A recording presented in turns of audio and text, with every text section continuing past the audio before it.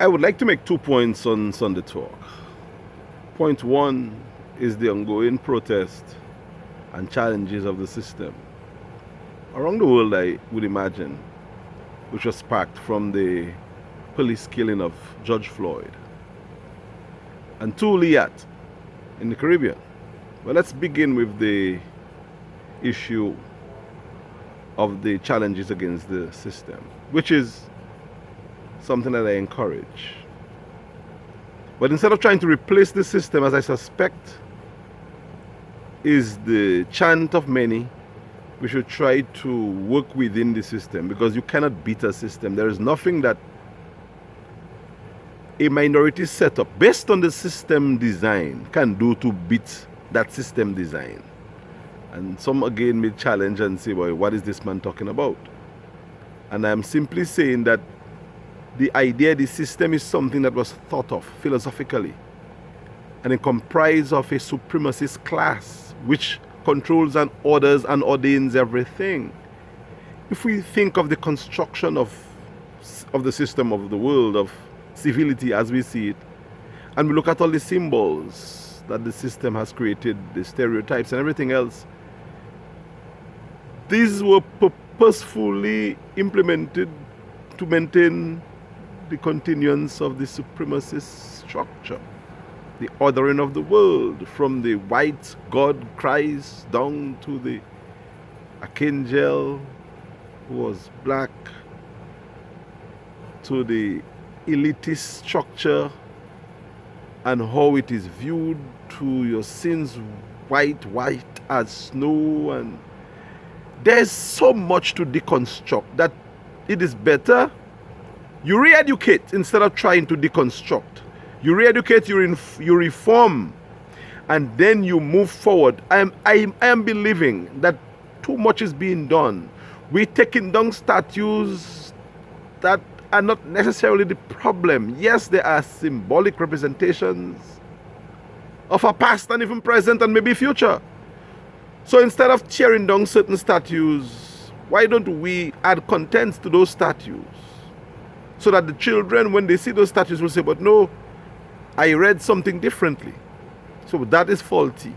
And it pales in significance. But trying to deconstruct the system now is giving value to the system. And it's causing the system to get robust and fight back. And I'm afraid that if we overplay our hands, we may just have certain systems or certain situations on us for a bit longer than probably could. Now, I'm not saying that since George Floyd a number of things have not happened. But when I watch and I listen to the rhetoric, I think maybe we are losing focus and our strategy needs to be reorganized. That's one. Two, Liat. Liat is going to be liquidated. There have been talks about it, and I believe it will happen, or it should happen in the interest of the airline and the region. And Gaston Brown, Prime Minister of Antigua, is making a lot of noises about that. And rightfully so. He's into economics. He's a prime minister of a sovereign country. He wants Liat to remain in Antigua. So why not?